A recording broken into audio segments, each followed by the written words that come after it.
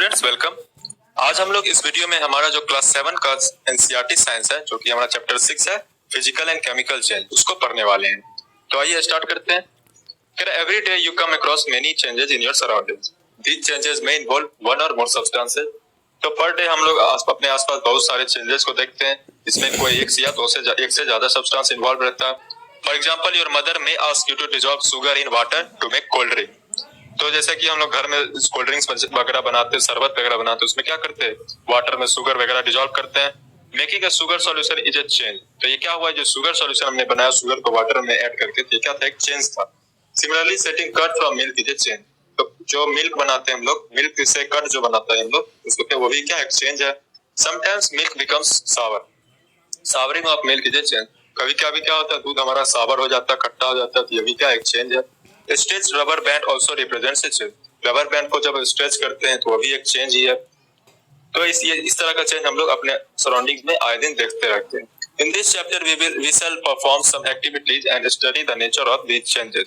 Broadly, these changes are of two kinds, physical and chemical. तो इस chapter में हम लोग यही सब एक्टिविटीज देखने वाले हैं और चेंजेस के बारे में, नेचर के बारे में जानेंगे। और ब्रॉडली क्या है, चेंजेस दो टाइप के होते हैं। कौन सा हमारा, फिजिकल एंड केमिकल चेंज। तो देखते हैं पहला हमारा फिजिकल चेंज। तो एक एक्टिविटी है, cut a piece of paper in 4 square pieces. Cut each square pieces further into 4 square pieces. क्या करना है, एक पेपर लेना, उसको हमें 4 स्क्वायर पीस में काट देना। फिर क्या करना है, जो 4 हमें स्क्वायर पीस मिले हैं, उन सभी स्क्वायर पीसेस को फिर से 4 पीस में काट लेना। Lay these pieces on the floor or a table so that the pieces acquire the shape of the original piece of the paper. फिर हमें उसको क्या करना, फ्लोर या फिर टेबल पे डालना है, जिससे क्या हो, जो शेप हो ओरिजिनल पेपर की तरह फिर से उसका शेप देखने लगे। Obviously, you cannot join the pieces back to make the original pieces, but there is a change in the property of the paper. तो क्या था, हम तो उसको फिर से ओरिजिनल पीस पे तो नहीं बना सकते, तो क्या हुआ, उसके प्रॉपर्टी में कोई चेंज तो हुआ।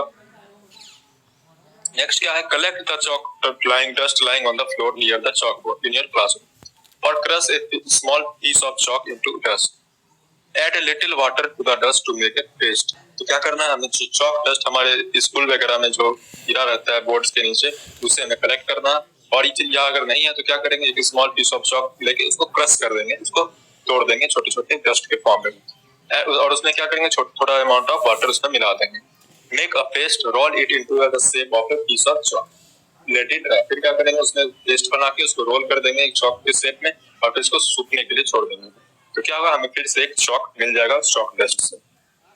फिर है, take some ice in a glass और plastic tumbler, melt a small portion of ice by placing the tumbler in the sun. तो क्या करना है, हम कुछ आइस को ग्लास में ले लेंगे या फिर प्लास्टिक टम्बलर में ले लेंगे, उसको क्या करेंगे, उसका एक जो melt a small portion of ice by placing a tumbler in the sun. क्या करेंगे, उसको टम्बलर को हम सन में रख धूप में छोड़ देंगे और उसका कुछ पोर्शन को हम मेल्ट कर देंगे, मतलब पिघलने के लिए छोड़ देंगे। We have now a mixture of ice and water. तो क्या हमें मिलेगा, थोड़ी देर बाद, कुछ देर के बाद क्या मिलेगा हमें, आइस और मिक्सचर, वाटर का एक मिक्सचर मिलेगा। Now place the tumbler in a freezing mixture, ice plus common salt. तो फिर क्या करेंगे, उसको हम टम्बलर को फिर से फ्रीजिंग मिक्सचर में डालेंगे, क्या हुआ, आइस और कॉमन सॉल्ट ऐड करके। Does the water become solid ice once again? तो अगर फ्रीजर में इसको डालेंगे तो क्या होगा, वो फिर से आइस यानी सॉलिड आइस में कन्वर्ट हो जाएगा। नेक्स्ट हमारा activity, boil some water in a container. Do you see the steam rising from the surface of water? तो हम क्या करेंगे, कुछ वाटर को एक कंटेनर में बॉईल करेंगे तो हमें क्या दिखेगा, स्टीम, उसके ऊपर से सरफेस ऑफ वाटर पे हमें स्टीम दिखेगा। Hold an inverted pan by its handle over the steam at some distance from the boiling water. तो क्या करना है, एक पैन ले लेंगे, उसको उल्टा करके हैंडल के द्वारा पकड़ के हम उस स्टीम के ऊपर रख देंगे कुछ उस डिस्टेंस पे। Observe the inner surface of the pan. तो हमें क्या दिखेगा, उस इनर सरफेस पे कुछ वाटर ड्रॉपलेट्स दिखेंगे। Hold a used hacksaw blade with a pair of tongs. Keep the tip of the free end of the blade on a gas stove. Wait for a few minutes. Does the color of the tip of the blade changes? तो क्या करना है, एक hacksaw blade लेंगे, उसको हम क्या करेंगे, टोंग के हेल्प से उसके एक टिप को पकड़ लेंगे और दूसरे टिप को एक गैस स्टोव के बर्नर के पास रखेंगे कुछ मिनट के लिए। तो क्या उसका टिप का कलर चेंज होगा। Remove the blade from the flame. Observe the tip once again after some time. तो फिर उसका कलर चेंज हो जाता है, जैसे ही थोड़ी देर बाद हम फिर उसको देखेंगे क्या उसके कलर में चेंज आएगा। Does it back to your original color? In activity 6.1, 6.2, you saw that paper and a piece of chalk underwent changes in size.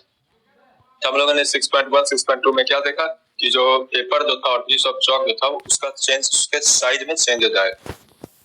In activities 6.3 and 6.4 water change its state from solid to liquid और from gas to solid। वही हम 6.3 और 6.4 में क्या देखा, जो water जो था उसने अपना स्टेट चेंज किया, मतलब सॉलिड से लिक्विड गया और फिर गैस से लिक्विड हुआ। In activity 6.5 the hexoblate change colour on heating. फिर अभी हम लोगों ने क्या देखा कि हेक्सोब्लेट था, उसको हीट करने पे कलर उसका चेंज हुआ। Properties such as shape, size, colour and state of substance are called its physical property. तो ऐसे प्रॉपर्टीज जिसमें कि शेप, साइज और कलर सब्सटेंस के चेंज होते हैं, उसी को ये सब क्या हमारा कहता है, फिजिकल प्रॉपर्टीज कहता है। मतलब किसी भी सब्सटेंस का शेप, साइज, कलर और स्टेट उसके फिजिकल प्रॉपर्टीज को दर्शाता है। A change in which a substance undergoes a change in this physical property is called physical change। और यही जब कोई चेंज उनके फिजिकल प्रॉपर्टी में कोई चेंज होता है किसी भी सब्सटेंस का, तो उसी को हम लोग कहते हैं physical change. A physical change is generally reversible। In such a change no new substance is formed। तो ये जब भी चेंज होते हैं क्या होते हैं, रिवर्सिबल होते हैं, मतलब हम इसको फिर से ओरिजिनल फॉर्म में ला सकते हैं। In such a change no new substance is form. इन चेंज में क्या होता है, कोई भी न्यू सब्सटेंस फॉर्म नहीं होता। Let us now consider the other kind of change. तो अब हम लोग फिजिकल चेंज तो देख लिया, अब हमारा दूसरा क्या है, chemical change. A change with which you are quite familiar is the rusting of iron। ये सबसे फेमिलियर हमारा कौन सा चेंज आता है, रस्टिंग ऑफ आयरन, मतलब आयरन में लोहे में जो जंग लगता है। If you leave a piece of iron in the open for some time, it acquires a film of brownish substance। तो क्या होगा अगर हम आयरन को खुले जगह पे छोड़ दे कुछ दिन और कुछ टाइम के लिए, कुछ समय के लिए, क्या होगा उसके ऊपर एक ब्राउनिश सब्सटेंस का लेयर बन जाता है। This substance is called rust and the process is called rusting. तो ये जो सब्सटेंस होता है इसको हम लोग रस्ट कहते हैं और इस प्रोसेस को क्या कहते हैं, rusting. Iron gates of parks or farmlands, iron benches kept in lawns and gardens, almost every article of iron kept in the open gets rust। तो जो भी गेट्स वगैरह पार्क्स में होते हैं, फार्मलैंड्स में होते हैं, या बेंच वगैरह जो लॉन या गार्डन में रखे रहते हैं, या जो भी आर्टिकल आयरन के होते हैं ओपन में रखे रखते हैं, वो क्या होते हैं, रस्ट हो जाते हैं, उनमें जंग लग जाता है। At home you must have seen shovels and spades getting rust when exposed to the air। तो क्या हम लोगों ने घर में भी जो हमारा आयरन का जो भी आर्टिकल्स बना हुआ उसको अगर हम खुले एयर में छोड़ देते हैं तो क्या होता है, उसमें भी जंग लग जाता है। In the kitchen a wet iron pad often gets rusted if left in the state for some time. तो क्या होता है अगर हम हमारा जो किचन वगैरह में भी जो आयरन के जो भी यूटेंसिल्स होते हैं उसको अगर हम वेट छोड़ दें कुछ टाइम के लिए, तो उसमें भी जंग लगने लगते हैं। रस्ट इज नॉट आयरन, लेकिन जो जंग जो लगता है रस्ट, वो आयरन नहीं होता। It's a different form of iron on which it gets deposited. ये एक अलग फॉर्म होता है आयरन का जो कि उसके ऊपर डिपॉजिट रहता है। Let us consider a few more changes where new substance are formed. हमने कुछ और चेंजेस देखते हैं जहां पे न्यू सब्सटेंस फॉर्म होते हैं। It is dangerous to look for a long at the burning magnesium ribbon। The teacher should advise children not to stare at the burning। तो burning ribbon जो हम लोग देखते हैं, जो हमारा होता है, उसको हमें ज्यादा देर तक नहीं देखना चाहिए। हमें जब भी करना चाहिए तो किसी बड़े आदमी के सामने करना चाहिए, जैसे कोई टीचर हो या कोई गार्डियन हो। Get a small piece of thin strip or ribbon of magnesium, clean its tip with sandpaper, bring the tip near a candle flame, it burns with a brilliant white color। क्या होगा, हम एक small piece लेंगे thin strip का, ribbon of magnesium का, फिर उसके एक टिप को अच्छे से सैंडपेपर से साफ करेंगे और फिर वहां पे एक कैंडल ले जाएंगे, तो क्या होगा, हम दिखेंगे कि वो एक ब्रिलियंट व्हाइट फ्लेम के साथ जलने लगता है। When it is completely burned, it leaves behind a powdery ash। जब वो पूरा का जल जाता है तो क्या उसके पीछे एक पाउडर एश मतलब राख मिलता है, पाउडरी एश मिलता है। Does the ash look like the magnesium ribbon? The change can be represented by the following equation। तो एक चेंज होता है यहाँ पे, जैसे उसके इक्वेशन के तौर पे हम लोग देखते हैं, magnesium plus oxygen gives magnesium oxide, यानी Mg plus O2 gives MgO। The equations here are in different form, those in mathematics। In equations of this kind, the arrow implies becomes no attempt should be made to balance chemical equation at the step। तो ये सब यहाँ पे balance नहीं करना हमें। collect the ash and mix it with a small amount of water। तो क्या करना, उस एश को हमें लेना है, फिर उसको उस वाटर में डिसॉल्व करना, मिक्स करना है। Stir the mixture well, test the mixture with blue and red litmus paper. फिर क्या करेंगे, उस मिक्सचर को अच्छे से मिला के उसको ब्लू और रेड लिटमस पेपर से इसका टेस्ट करेंगे। Does the mixture turn red litmus blue? Does the mixture turn blue litmus blue? On the basis of this test, how do you classify the aqueous solution as weak or base? On dissolving the ash in water, it forms a new substance. This change we can be written in the form of following equation: MgO plus water gives magnesium hydroxide। As you have learned in chapter 5, magnesium hydroxide is a base. So magnesium oxide is a new substance formed on burning of magnesium। magnesium hydroxide is another। तो क्या हुआ, जब हम उसको water में मिलाएंगे उस gas को, तो क्या उसके बाद हम उसको अगर लिटमस पेपर पे टेस्ट करेंगे तो क्या होगा, वो बेस बनता है। क्या बनता है, उसका रिएक्शन क्या होता है, magnesium oxide plus water gives magnesium hydroxide, it means MgO plus H2O gives MgOH2, जो कि एक बेस होता है। हम लोगों ने पिछले चैप्टर में पढ़ रखा। तो इसीलिए क्या हुआ, हम क्या लिटमस पेपर क्या करता है, वो बेस क्या करता है, वो रेड लिटमस पेपर को ब्लू में कन्वर्ट कर देता है। इसीलिए क्या होगा, जो हम सॉल्यूशन में उसको लिटमस टेस्ट करेंगे वो रेड जो होगा उसको ब्लू में कन्वर्ट कर देगा। और यहाँ पे क्या हुआ, एक न्यू सब्सटेंस बना जो कि क्या था हमारा, magnesium hydroxide. Magnesium hydroxide is another new substance found by mixing magnesium oxide with water. तो ये कब बना, जब हम मैग्नीशियम ऑक्साइड को वाटर के साथ मिक्स किया। नेक्स्ट है dissolve about a teaspoon of copper sulphate blue vitriol और नीला तोता in about half a cup of water in a glass tumbler और उस एक चम्मच हम लोग कॉपर सल्फेट लेंगे, उसको एक हाफ कप ऑफ वाटर में मिला देंगे। Add a few drops of dilute sulfuric acid to the solution। फिर क्या करना है, कुछ ड्रॉप्स dilute sulfuric acid को सॉल्यूशन में मिलाना है। You should get a blue color solution। तो हमें क्या मिलेगा, एक ब्लू कलर का सॉल्यूशन मिलेगा। Save a small sample of the solution in a test tube or a small glass bottle। फिर क्या करना, थोड़ा सा सैंपल उस सॉल्यूशन का निकाल के हम लोग अलग कर लेंगे, चाहे वो टेस्ट ट्यूब हो या फिर कोई स्मॉल ग्लास बॉटल हो।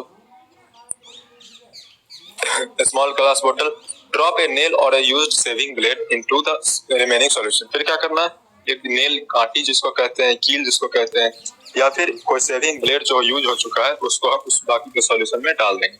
Wait for half an hour so observe the colour of the solution. फिर आधे घंटे के बाद हम देखेंगे क्या होगा, सॉल्यूशन का कलर ऑब्जर्व करना हमको। Compare it with the colour of the sample solution. फिर हमें उसको कंपेयर करना है, जो हम लोगों ने कुछ अलग किया था सॉल्यूशन उससे, हमें कुछ चेंज दिखेगा उनके कलर में। Do you see change in the color of the solution? Take out the nail or the blade. Has it changed in any way? The changes that you notice are due to the reaction between copper sulfate and iron। तो जब हम उसको observe करेंगे तो क्या दिखेगा, हमें उसके कलर में चेंज दिखेगा। जिसमें कि हम लोगों ने ब्लेड डाला था वो ब्लू से चेंज हो जाता है, उसका कलर ग्रीनिश हो जाता है। और जो हमारा जो ब्लेड था या फिर जो आयरन नेल होगा उसका भी कलर चेंज हो जाता है। The change of color of the solution from blue to green is due to formation of iron sulfate and new substance। तो चेंज जो होता है ब्लू से ग्रीन में जो सॉल्यूशन का, कैसे हुआ, क्योंकि वहां पे आयरन सल्फेट का फॉर्मेशन हुआ, जो एक न्यू सब्सटेंस था हमारा। The brown deposit on the iron nail is copper. और जो हमारे जो नेल या फिर ब्लेड पे जो ब्राउन हो गया वो क्या है हमारा, कॉपर का डिपॉजिट पड़ गया उस पे। Another new substance we can write the reaction, क्योंकि क्या था, एक अनदर न्यू सब्सटेंस बना हमारा। तो यहाँ पे रिएक्शन क्या हुआ, copper sulphate solution plus iron gives iron sulphate solution plus copper. तो यहाँ पे कलर भी चेंज हुआ, कॉपर सल्फेट सॉल्यूशन पहले ब्लू था लेकिन आयरन सल्फेट सॉल्यूशन हमारा क्या हो गया, ग्रीन हो गया। और फिर हमारा जो ब्लेड था उसका भी चेंज हो गया, कॉपर फ्रॉम डिपॉजिट ब्लेड पे आ गया। नेक्स्ट हमारा take about a teaspoon of vinegar in a test tube, add a pinch of baking soda onto it. क्या करना है, हमें एक चम्मच विनेगर लेना है, एक टेस्ट ट्यूब में डालना है और फिर एक चुटकी बेकिंग सोडा लेकर के उसमें ऐड करना है। You would hear a hissing sound and see bubbles of gas coming out। हमें कुछ hissing सा साउंड सुनाई देगा और कुछ big bubbles, गैस के बबल्स निकलते हुए दिखाई देगा। Pass this gas through a fleshly prepared lime water as shown in figure। What happens to the lime water? फिर उस गैस को हमें क्या करना है, एक लाइम वाटर के थ्रू पास करवाना है, तो हमें क्या नजर आएगा। The change in the test tube is as follows। Vinegar plus baking soda gives carbon dioxide plus other substances. तो क्या होता है, यानी विनेगर जो हमारा एसिटिक एसिड है और प्लस बेकिंग सोडा जो हमारा सोडियम हाइड्रोजन कार्बोनेट है, उससे हमें क्या मिलेगा, कार्बन डाइऑक्साइड गैस प्लस और भी कुछ सब्सटेंस मिलेंगे। The reaction between carbon dioxide and lime water as follows. तो फिर हम उसको अगर लाइम वाटर के साथ पास करवाते हैं तो क्या होता है, वहां पे भी एक रिएक्शन होता है। जैसे ये देख रहे हैं हम यहाँ पे, ये गैस को पास करवाए लाइम वाटर, ये हमारा है विनेगर प्लस बेकिंग सोडा और ये हमारा लाइम वाटर। तो उसमें जो रिएक्शन हुआ कार्बन डाइऑक्साइड और लाइम वाटर का, वो क्या था, carbon dioxide plus lime water gives calcium carbonate plus water, यानी कि CO2 plus CaOH2 gives calcium carbonate, यानी कि CaCO3 plus H2O water. When carbon dioxide is passed through lime water, calcium carbonate is formed, which makes lime water milky। तो जब carbon dioxide lime water के through pass करता है तो क्या बनाता है, कैल्शियम कार्बोनेट बनाता है, जो कि लाइम वाटर को मिल्की बना देता है, लाइम वाटर का कलर मिल्की हो जाता है। The turning of lime water into milky is a standard test of carbon dioxide। तो ये लाइम वाटर मिल्की हो जाता है, ये कार्बन डाइऑक्साइड के टेस्ट करने का स्टैंडर्ड तरीका है। You will use it in chapter 10 to show that the air we breathe out is rich in carbon dioxide. इसको नेक्स्ट जो हमारा चैप्टर 10 होने वाला है उसमें हम इस एक्टिविटी का यूज करेंगे ताकि हम पता चल सके कि हम जो एयर जो सांस लेते हैं उसमें कार्बन डाइऑक्साइड भी बहुत अच्छे मात्रा में पाया जाता है। In activity 6.6, 6.8 you saw that in each change one or more new substance were formed. तो हम लोगों ने 6.6 और 6.8 एक्टिविटी में क्या देखा कि दोनों में चेंज हुआ और एक न्यू सब्सटेंस बना। In activity 6.6 the S was the new substance formed with magnesium was burnt in air. 6.6 में क्या देखा, एक S न्यू सब्सटेंस बना जो कि मैग्नीशियम को जलाने में बना था। In activity 6.7 the reaction of copper sulfate with iron produced iron sulfate and copper.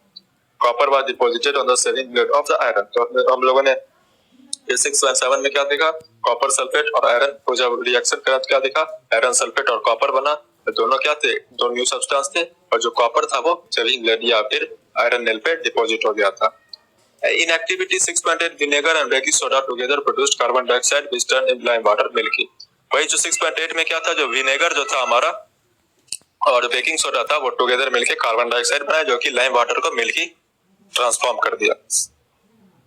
तो क्या था, A change in which one or more new substances are formed is called a chemical change. तो मतलब वैसा चेंज जिसमें कि एक या एक से ज्यादा न्यू सब्सटेंस बनते हैं उसे हम लोग कहते हैं केमिकल चेंज। यहाँ पे जितने भी एक्टिविटी थे सामने क्या थे, कुछ न्यू सब्सटेंस बने थे, यानी ये सब क्या थे, हमारे केमिकल चेंज थे।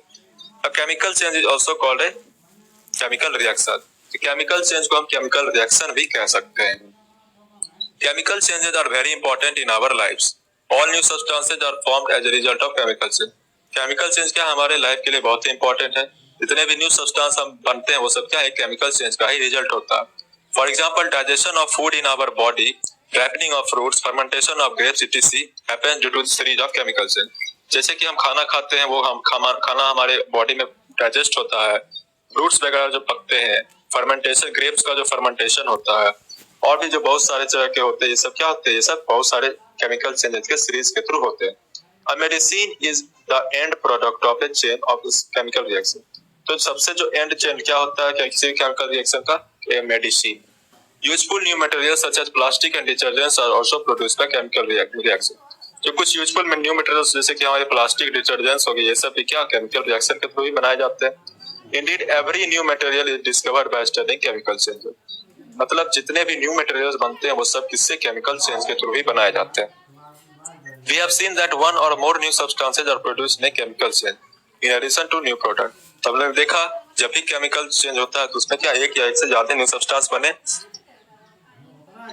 इन द फॉलोइंग में एक कंपनी है केमिकल चेंज। तो नीचे में कुछ केमिकल चेंज दिए गए हैं, जैसे हीट लाइट और एनी अदर रेडिएशन में बी गिवन ऑफ और एब्जॉर्ब्ड। क्या होगा, हीट लाइट, किसी भी केमिकल चेंज में क्या होता है, हीट लाइट या फिर कोई अलग टाइप का रेडिएशन यानी अल्ट्रावायलेट वगैरह उसमें एब्जॉर्ब या फिर निकाल इवॉल्व हो सकता है। फिर क्या होगा, साउंड में भी प्रोड्यूस, मतलब किसी भी केमिकल चेंज होगा तो उसमें साउंड भी प्रोड्यूस हो सकता है। और चेंज जैसे कि हम लोगों ने देखा था हिसिंग साउंड हुआ था। और चेंज इन स्मेल में टेक प्लेस और ए न्यू स्मेल में भी गिवन अप। तब क्या होगा, केमिकल रिएक्शन अगर होता है तो उसमें स्मेल में भी चेंज हो सकता है या फिर कोई न्यू स्मेल भी बन सकता है। अब कलर चेंज में भी टेक प्लेस, तो क्या है, कलर चेंज भी हो सकता है या गैस में भी फॉर्म, कोई न्यू गैस भी फॉर्म हो सकता है।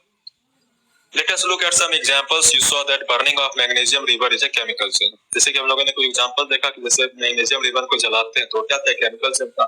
Burning of coal, wood और leaves is also a chemical change. जब कोल, वुड और लीव्स वगैरह जो जलते हैं ये भी एक केमिकल चेंज होते हैं। In fact burning of any substance is a chemical. तो हुआ क्या, जो भी चीज जलता है वो क्या है, वो एक केमिकल चेंज होता है। Burning is always accompanied by production of heat. तो बर्निंग जब भी होगा तो वहाँ हीट का प्रोडक्शन होना ही होना है, वो दोनों हमेशा साथ नहीं होते। Explosion of A firework is a chemical change.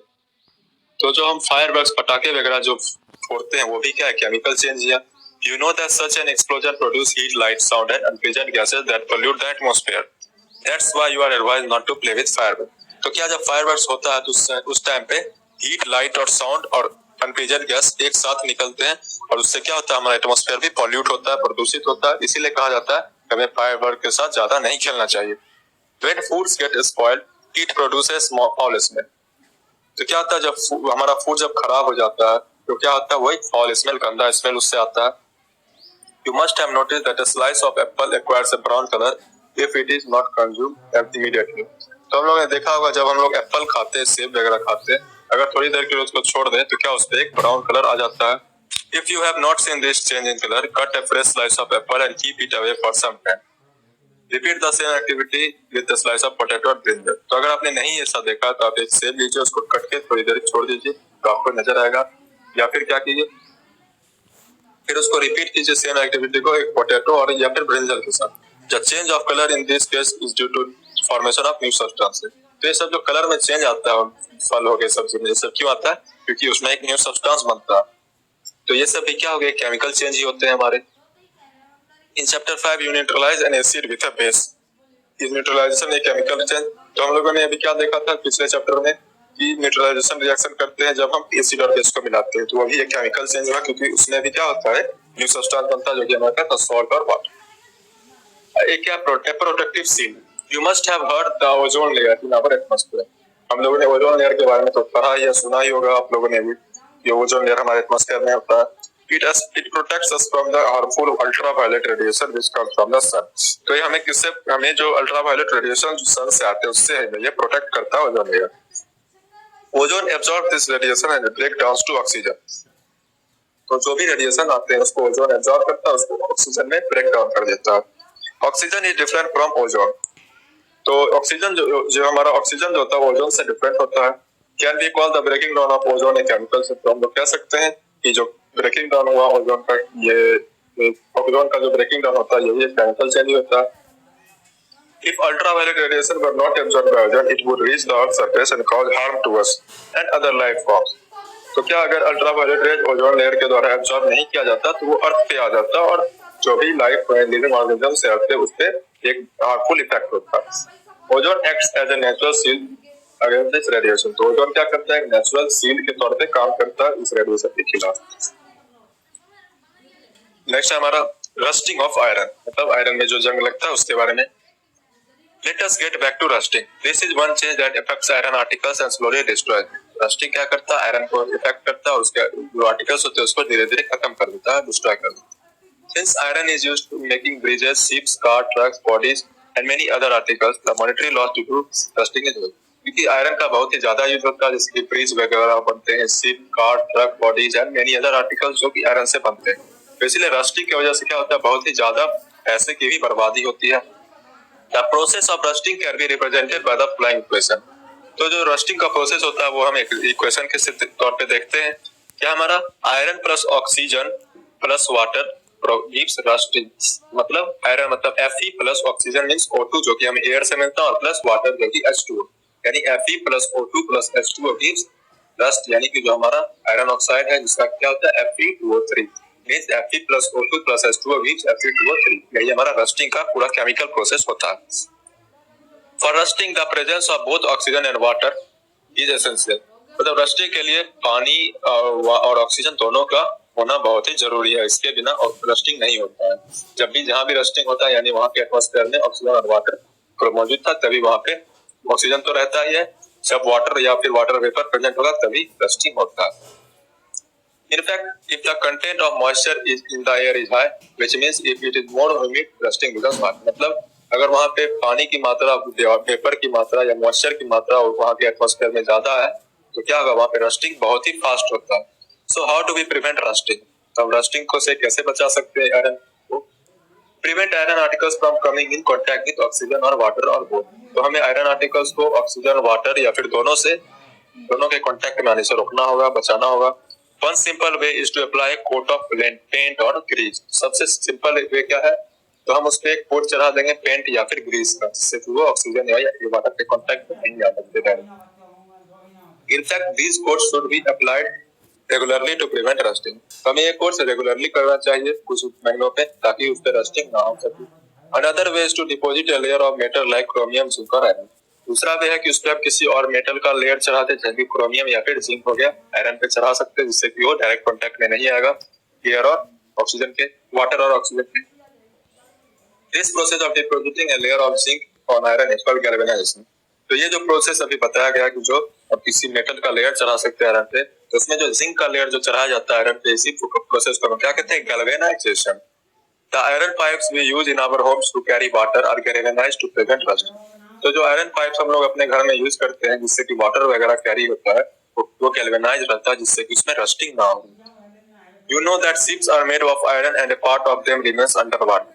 तो शिप जो होते हैं हम जानते किससे बने रहते हैं, आयरन के बने रहते हैं, और शिप का जो एक आधा पार्ट होता है वो क्या पानी के अंदर ही हमेशा रहता है। On the part above the water also water drops keeps flowing to the ship's outer surface. और अपर पार्ट जो होता है उसपे भी वाटर तो हमेशा जाता ही रहता है, क्योंकि पानी में तो हमेशा रहता है। Moreover, the water of the sea contains many salts. The salt water makes the process of rust formation faster. तो और जो सी में जो सी वाटर होते हैं हम जानते हैं उसमें सॉल्ट रहता है, तो सॉल्ट वाटर क्या होता है रस्टिंग प्रोसेस को और फास्ट कर देता है। Therefore, ship suffers a lot of damage from rusting in spite of being. तो शिप क्या होता है उसमें रस्ट की वजह से बहुत ही ज्यादा डैमेज होता है, और उसमें पेंट भी कर जाता है फिर भी।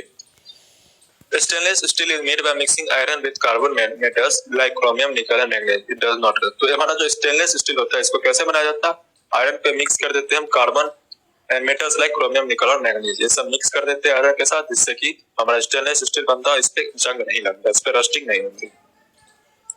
So much so that a fraction of ship's iron has to be replaced every year.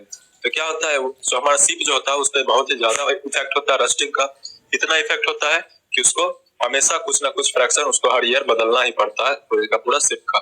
तो हमें अंदाजा लगा सकते हैं कितना बड़ा मॉनेटरी लॉस होता होगा पूरे दुनिया में इस रस्टिंग की वजह से, मतलब पैसे की बर्बादी होती होगी रस्टिंग की वजह से। नेक्स्ट हमारा crystallisation. In class 6 you have learned that salt can be obtained by the evaporation of sea water. The salt obtained in this manner is not pure and the shape of its crystals cannot be simple. तो हम लोगों ने पिछले class यानी class 6 में पढ़ा है कि सॉल्ट को हम कैसे पा सकते हैं, प्रोड्यूस कर सकते हैं by evaporation of sea water, मतलब सी वाटर को हम इवेपोरेट करेंगे तो हमें उसके बाद नीचे में कुछ क्रिस्टल्स मिलेंगे जो कि प्योर तो नहीं होते वो, लेकिन वो क्या होते हैं सॉल्ट होते हैं। Crystals cannot be singularly. However, large crystals of pure substance can be formed from their solution. तो क्या वो प्योर तो नहीं होते क्रिस्टल, तो हमें लेकिन उसको हम अच्छे से प्योर सब्सटेंस में बना सकते हैं उनके सॉल्यूशन को बना के। The process is called crystallisation. तो इसी प्रोसेस को हम लोग कहते हैं crystallisation. It is an example of physical change. ये एक फिजिकल चेंज का एग्जांपल होता है।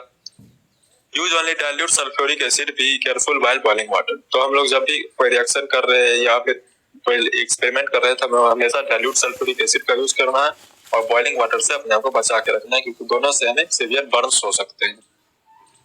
Take a cup full of water in a beaker and add a few drop of dilute sulphuric acid. हम क्या करेंगे, एक कप लेंगे जिसमें कि वाटर पड़ा हुआ है और उसमें क्या करेंगे कुछ ड्रॉप डाइल्यूट सल्फ्यूरिक एसिड का ऐड करेंगे। Heat the water when it starts boiling, add copper sulphate powder slowly while steering continuously. तो हम उसको हीट करेंगे और जब वो बॉइलिंग स्टार्ट कर दे तो हम उसको क्या करेंगे कुछ कॉपर सल्फेट पाउडर उसमें धीरे धीरे मिलाएंगे और उसको स्टीरिंग भी करेंगे, मतलब मिलाना भी है उसको किसी ग्लास रॉड वगैरह से। फिर क्या continue adding copper sulphate powder till no more powder can be dissolve. हमें उसमें कॉपर सल्फेट पाउडर मिलाते जाना है, जब तक मिलाना है जब तक कि अब उसमें ज्यादा पाउडर ना मिलाया जा सके। Filter the solution, allow it to cool. तो क्या करना है, फिर सॉल्यूशन को फिल्टर कर लेना है और फिर उसको ठंडा होने के लिए छोड़ देना है, कूल होने के लिए छोड़ देना है। Do not disturb the solution when it is cooling.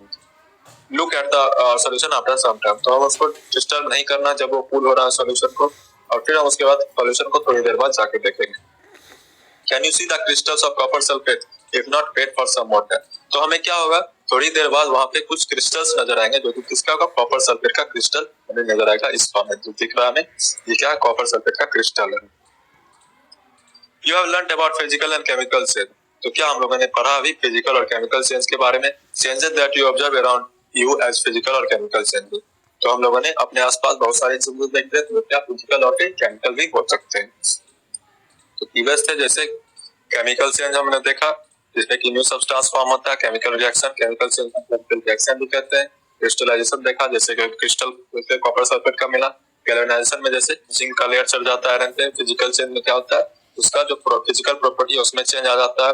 Rusting में क्या होता है एक लेयर बैठ जाता है, कोटिंग बैठ जाती है जो कि हमारा जब आयरन को हम मॉइस्ट एयर में छोड़ देते हैं। तो आइए देखते हैं क्या क्या हम लोगों ने पढ़ा है।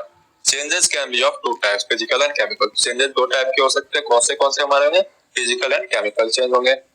Physical changes are changes in the physical properties of the substances. Physical change क्या होता है, मतलब जो भी सब्सटेंस उसके फिजिकल प्रॉपर्टी में अगर चेंज आया तो यानी उसको हम कहेंगे physical change. No new substance are formed in this change. तो फिजिकल चेंज में क्या होता है किसी भी तरह का न्यू सब्सटेंस फॉर्म नहीं होता। These changes may be reversible. तो ये फिजिकल चेंज जो भी होते हैं इसको हम रिवर्स कर सकते हैं, मतलब इसको ओरिजिनल फॉर्म में हम ला सकते हैं। In chemical changes new substance are produce. Chemical change में क्या होता है, न्यू सब्सटेंस प्रोड्यूस होता है। Some substances can be obtained in pure state from their solution by crystallization। कुछ सब्सटेंस क्या हो सकते हैं, हम उसको प्योर स्टेट में ला सकते हैं बाय क्रिस्टलाइजेशन प्रोसेस से, जैसा कि हम लोगों ने अभी देखा कॉपर सल्फेट के क्रिस्टल को हमने कैसे लाया क्रिस्टलाइजेशन प्रोसेस से। तो यही था हमारा physical and chemical change chapter 6। उम्मीद है आपको समझ में आया होगा। हम लोग नेक्स्ट वीडियो में इसके क्वेश्चन आंसर रीड करने वाले हैं, तो इसके लिए हमारे चैनल को सब्सक्राइब कर लीजिए ताकि जैसे ही हम लोग क्वेश्चन आंसर डालें आपको तुरंत नोटिफिकेशन आ जाए। हम लोग इसके एग्जाम्पल्स को भी सॉल्व करने वाले हैं, तो सबके लिए हमारे चैनल को आपको सब्सक्राइब कर लीजिए। जैसे ही हम वीडियो डालेंगे आपको तुरंत आगे जो है वो नोटिफिकेशन, और आप उसको देख लीजिए अच्छे से और समझ। अगर आपने वीडियो को नहीं समझा आप फिर से देखिए, क्योंकि मैंने बहुत ही आसान बातें समझाया, आपको तुरंत समझ में आ जाएगा अगर आप ध्यान से सुनिएगा तो इस वीडियो में हमें लोग यहीं तक रुकते हैं। आपको कोई दिक्कत हो तो आप कमेंट करके बता सकते हैं या पूछ सकते हैं, और फिर हम लोग मिलते हैं अपने नेक्स्ट वीडियो में। तब तक के लिए thank you and have a nice day.